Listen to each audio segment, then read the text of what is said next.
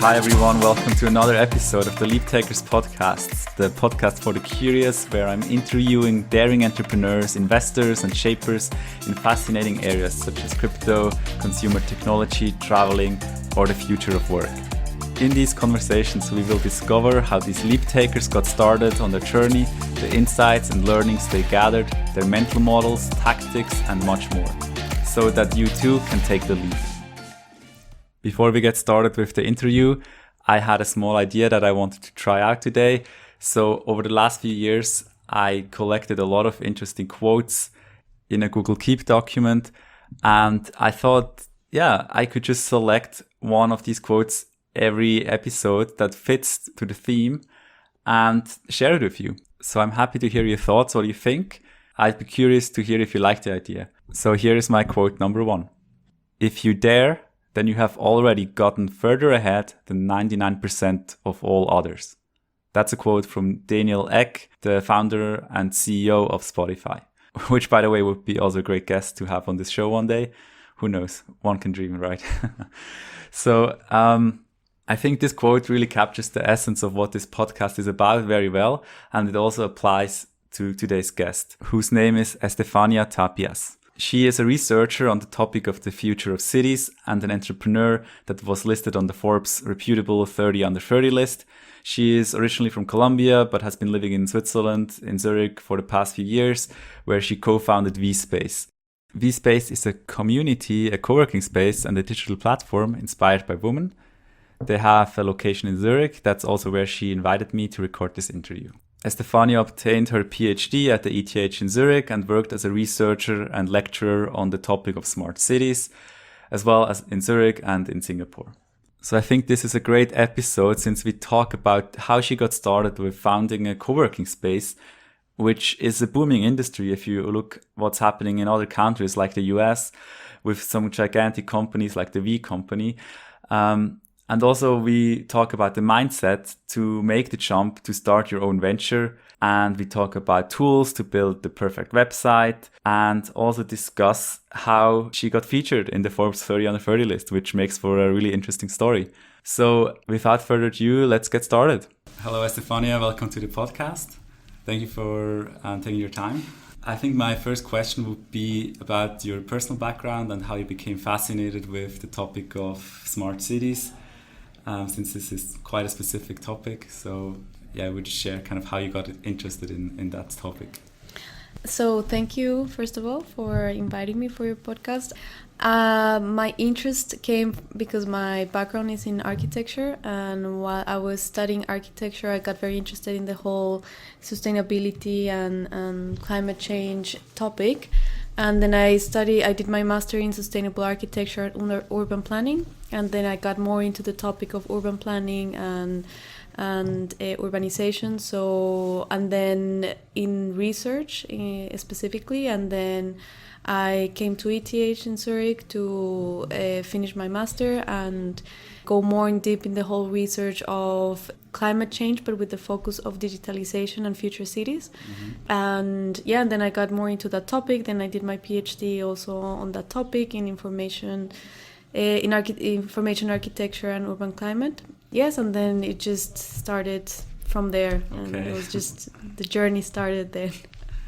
Very cool. And I read that you were also part of a project, I think, in Singapore, where you worked on kind of how to cool the city down. But I'm not sure if that's correct, but I read that online. But. Yeah, so after some years after I finished my PhD, I also got into a project that was called Cooling Singapore, actually. Mm-hmm. And was also from ETH, but it's from the Future Cities Laboratory in Singapore. That it's that is basically also from ETH.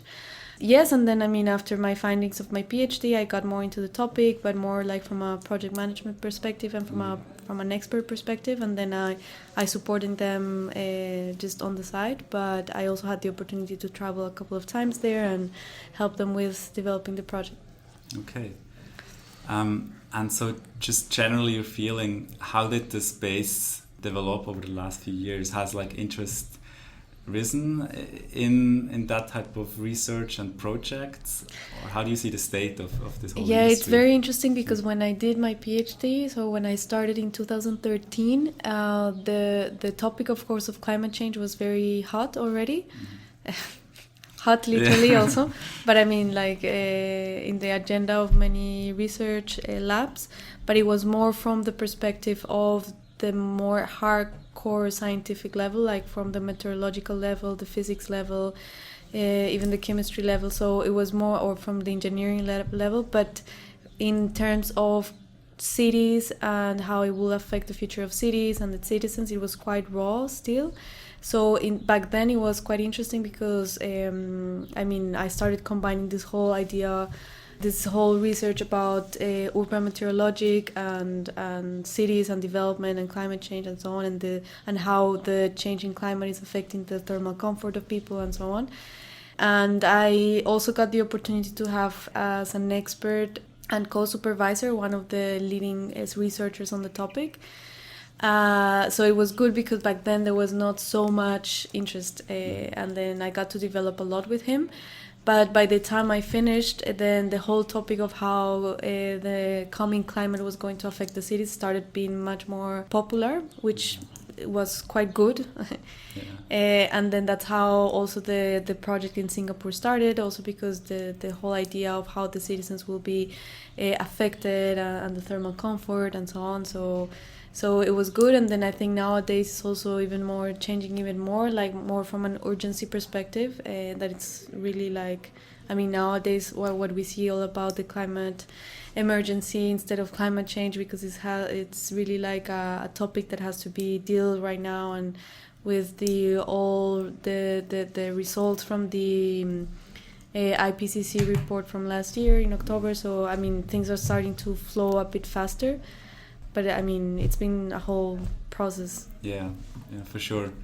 And I think it's very important that, I mean, there's so much more attention now on the topic than, I mean, it was always a very urgent topic, but I think the last few years and last few months, especially with all the protests as well, were kind of inspiring. Yeah. So I think one question that I was interested in is, where do you see opportunities, let's say, for someone who is now studying right now, maybe in their bachelor's?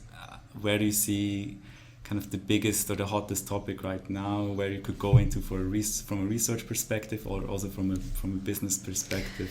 Yes, I would always see what is the need and the urge on like the big global megatrends in the world, especially the big challenges in the world. So for me back then, I mean, and I think still nowadays, it's climate change. And I think from a student that is really looking for a goal, for a purpose, for a drive, I think that person should always look into what is really like what the world needs at that point. I think nowadays, again, I think it's climate change, but also the combination of the disruptive technologies and how you can combine these two concepts, which for me was always a big interest. And that's why I combined the whole digitalization idea with for finding solutions for climate change, and also getting involved in cities. So I mean, at the end of the day, climate change is a big topic. So I mean, you could approach it from many angles, and also digitalization and technology is such a big topic. Also, you can also approach it from different angles. So I mean, my suggestion would always be like really see like where the global need is. Maybe let's take a step back and let's go towards the end of your PhD, and maybe you were thinking kind of where you want to go next. Did you have several options that you were interested in, what to pursue after that? Yes, actually a whole new world opened, also because I was working very, let's say it's sexy topics, in the sense that like very important topics that a lot of people were wanting to go into it.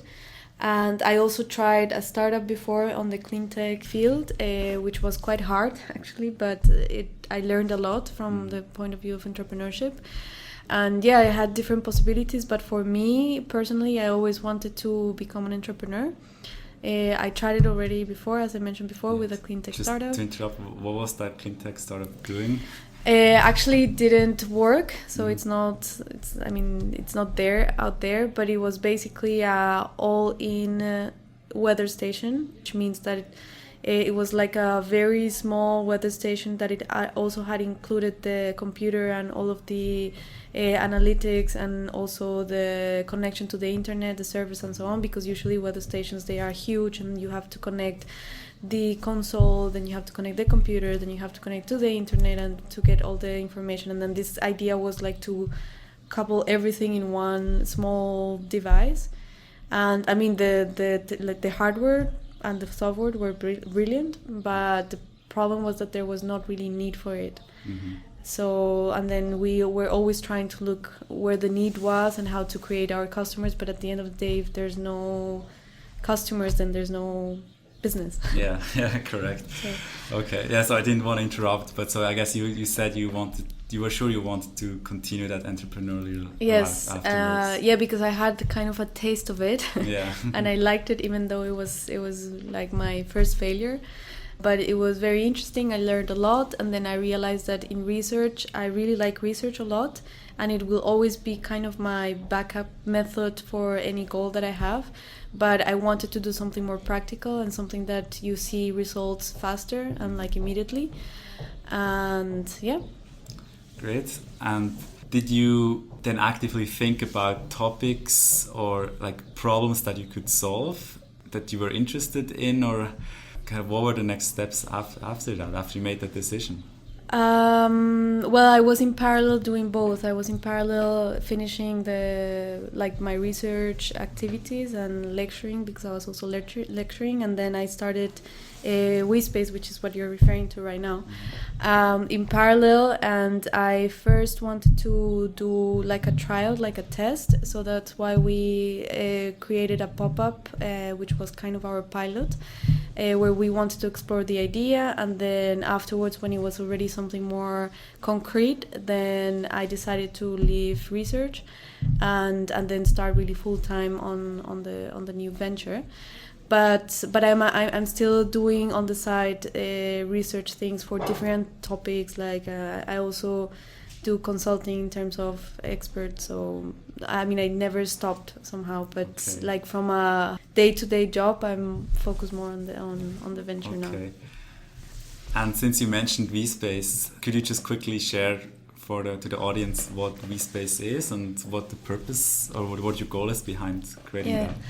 So actually WeSpace is a very different idea from what I was working before, but the way I got into it was that at the end of my research career I was looking a lot into the new trends in cities and the future of cities. So because I was overseeing different projects and it was more into like where the cities were going into the future, not only in terms of climate change, but it also in different topics. And in one of the projects we were working a lot with community building and citizen engagement and citizen participation, and how communities are going to start building up in cities, and how this bottom-up approach is going to start being very strong.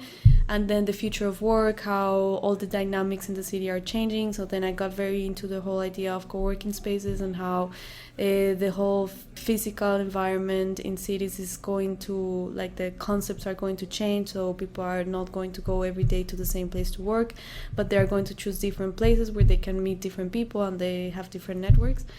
And yeah, and then that's how it started. So I wanted to go more into that area, but I also realized, and also by doing research, I realized that the future of co-working is very targeted.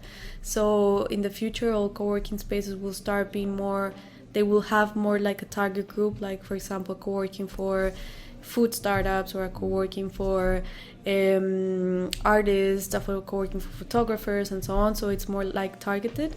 And then I got also very interested in the topic of women and empowering women and like professional women in general, and how you can build up a community with this common goal or common denominator, that it's the professional woman, and how you can build up a community out of that.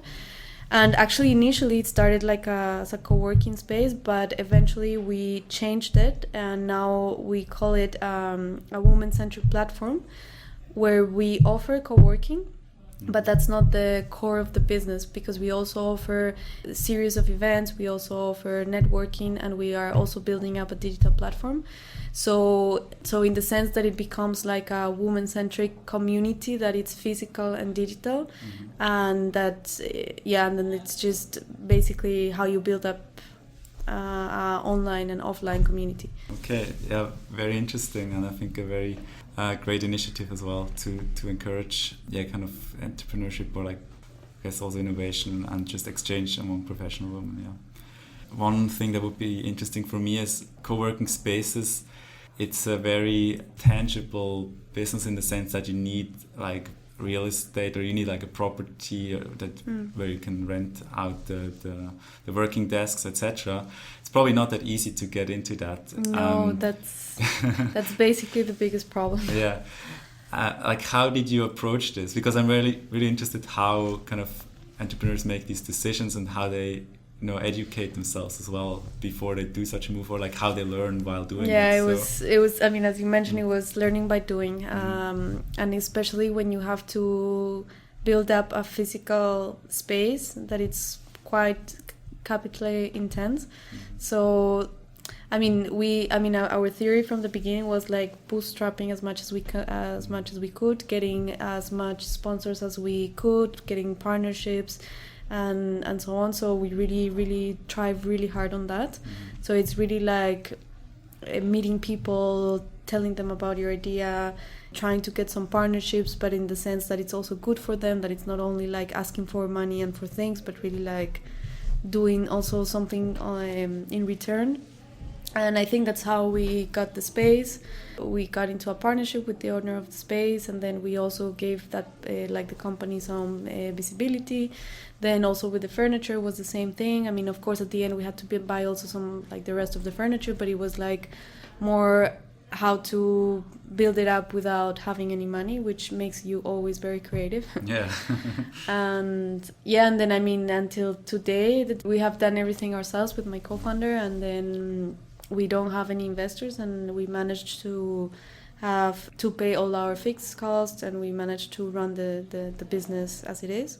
It was all about being creative. Yeah, creativity is very important. Yeah, exactly. And how did you get the word out, I guess, about, you don't want that you open up the space, but then people don't really know about it yet.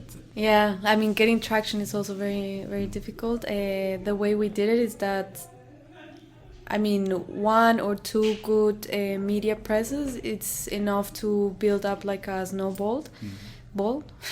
And also getting people, I mean, more word to word, and getting people in, so doing a lot of events, doing like an open house where everyone can come and explore the space. So really doing a lot of like being very active of bringing people to the space at the beginning. It's very important. And then building up a very good brand. I mean, also taking care of like a very good logo, colors, social media presence, website, everything. So, yeah. I mean, it's all a package. And one question I want to ask before, when you went out to look for a potential space to rent, like that you did now with the partner, how did you approach this? Like, did you just call random people, or like office spaces? Or no, I mean, we looked into what was out there in the market. Then we had a look at the spaces. Then we saw the ones that we wanted. Of course, all of them were very expensive. But we managed to find out who the owners were, and I think that was a good approach, because then we approached them directly, and then we pitched our story, and then I mean, with some of them were not interested at all, but some were, and then you just start discussions with them. Are there any other initiatives that you think you support that could encourage more leadership or also entrepreneurship among women? I think the fact that VC funds are more and more understanding that companies that are built by female founders are also worth seeing and exploring. That's something that it's happening, and that I think that it's going to make a difference. Also because I believe that either only female founders or a mixed founder team they have a very different approach than an only male founders. And I think female founders are a bit risk averse, which is on one hand bad, but on the other hand, they are a bit more careful with the funding, they are a bit more careful with how they spend the money and so on. And this is just my impression that I've been having. And I mean, at the end of the day, it would be ideal to have half of founders, like everyone is represented. So you have like both sides. You have like the very risk averse side, and then at the same time you also have like the let's jump and let's just do it. But then I mean, at the end of the day, it's all about not having more presence on. I mean, it's not arriving to the point that only females are being encouraged. But I mean, at the end of the day, is to push to encourage women, but to arrive to an equal level, right? To equality. So. And when you mentioned also the mindset, like how was that for yourself? Were there any, was there any self-talk or any... To jump, you mean? Yeah, kind of to make that decision. I mean, I think often people think about it a lot, like, oh yeah, I could start that business, I have this idea, but then I think only a fraction of the people actually then do it. I think the good thing with me is that I had in my mind that I had nothing to lose. Because I was not, I mean, I was in research, I was earning a good salary, but not like amazingly.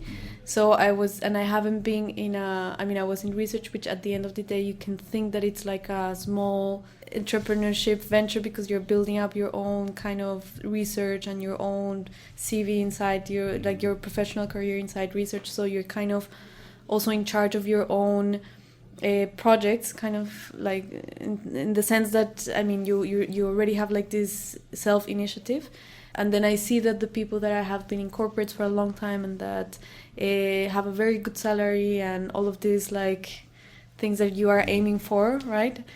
It's much easier for them to say, okay, I leave everything behind and then I jump. So I think it's the more that you have a very stable path or base, it's more difficult to jump out of that. And then I think my mindset was that I had nothing to lose, really. I mean, I was very motivated and interested to go into a different direction. So for me, it was obvious that I wanted to change, and anything that I would have changed at that point, it would have been the start of something new. So it was. Yeah, I think that's very true what you mentioned also about once you have a stable salary that pays well, it's so hard. I think it was. I'm not sure if it was Nicholas Taleb, but someone similar said, I think the two biggest addictions in the world are like, I think one heroin and the second one a stable salary or a regular income, something like that.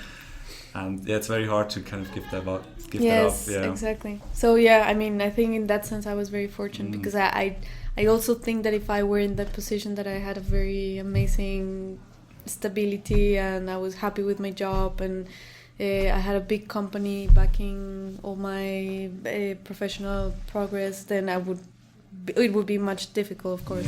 Yeah. Good. Then maybe one more question to WeSpace. So I think the people working here right now, like that rent out the space, are they mainly working on their own businesses, or kind of who are you looking for to join you here? Yeah, I mean, we don't really look for people, the people look for us. And then what we realize is that mainly people that are coming are either freelancers or the people that have their own business but already a bit later stage, so a bit more established. Also people that work in companies and the companies pay their membership. Yeah. Okay, so I think I can just encourage everyone to check it out if you're interested. I'll also link that then on the website and the show notes. So yeah, I think we could maybe shift gears a little bit. So a good place to start is maybe, I really am interested in kind of what knowledge resources people use, or like, do you have any favorite books or podcasts or any other type of resources that you like to listen to or read to? I get that question quite often and I never know what to answer because it's really a combination between books that people recommend. I mean, I always say that Twitter is my source of news because I get a lot of flash and short news from different people that I follow and that I think they share very interesting things. So it's like a way where I can find a summary of everything that is happening in the world, which I'm interested in, of course, because if you follow only the people that are like the topics that you're interested in. So I think for me that's also quite good. Yeah, but it's basically these two. I mean, also newsletters, but newspapers. Sorry, but sometimes you don't have so much time to read the whole thing. So, but I like reading books. So yeah. And for Twitter, do you use any tools or something to kind of skim through all the content? Actually, I'm very bad also on Twitter. No, in the sense that I don't post too much, but I always like scrolling, while I'm in the train and then I just see what people are talking about, and if I see something that is very interesting, then I just click and then I go more in deep. But yeah, maybe you can check out Nozzle, I think it's called. It's Nuzzcel. It's kind of a tool. It sends you once a day kind of a summary of the most retweeted or most important tweets that you might have missed. So that's also kind of my daily source of news that I get.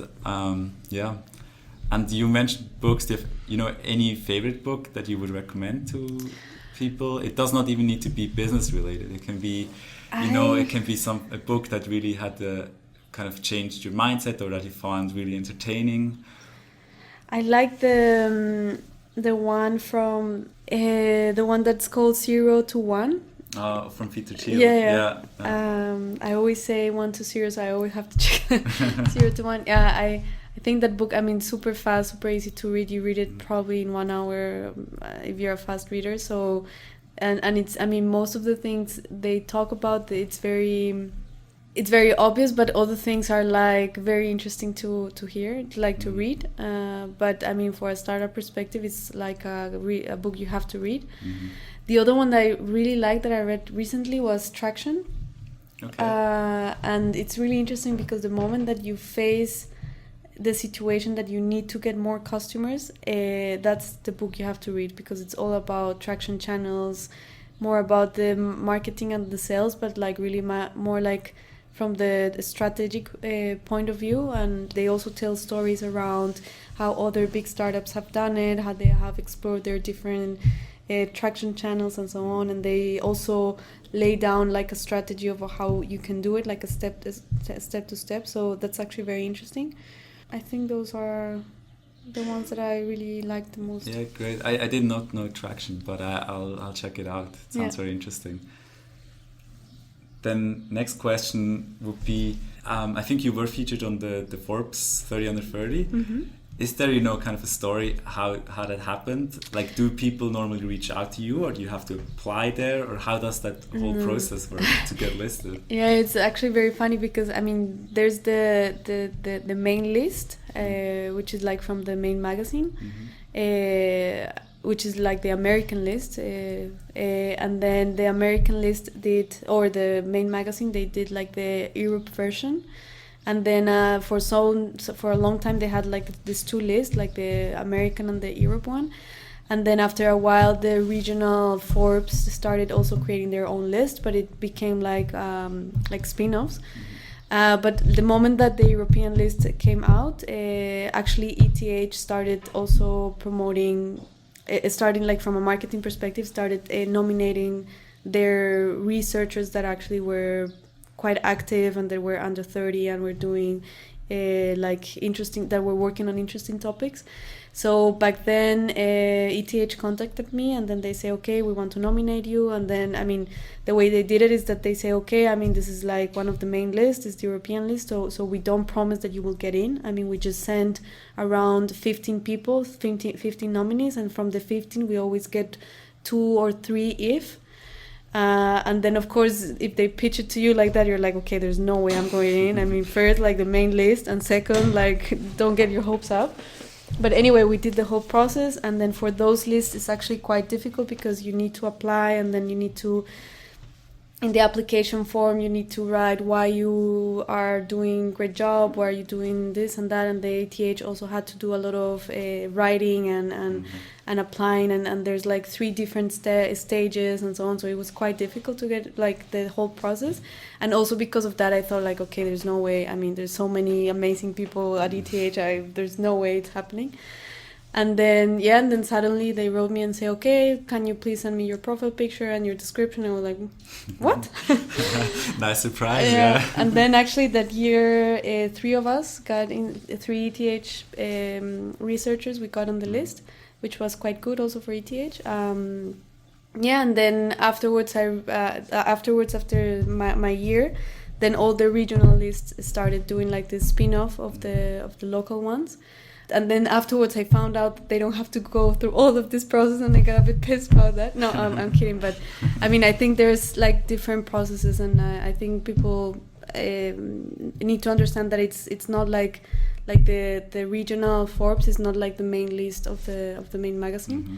And it's actually easier to get to the regional one, so if you want you can also apply.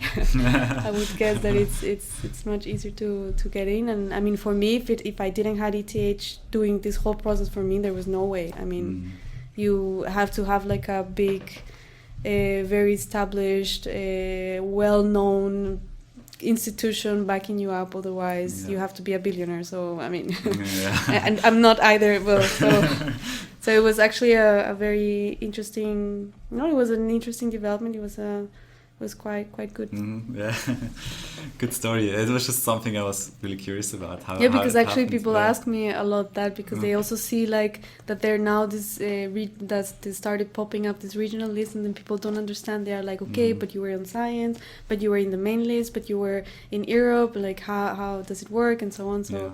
I always have to explain actually how it works, but I think it's actually great that they're doing that, because they are pushing young people to I mean, they're promoting young people, and it doesn't have to be like this either young millionaires in Europe that are in the Silicon Valley that are doing amazing stuff. I mean, you can also showcase the regional people. Yeah, fully agree. Yeah.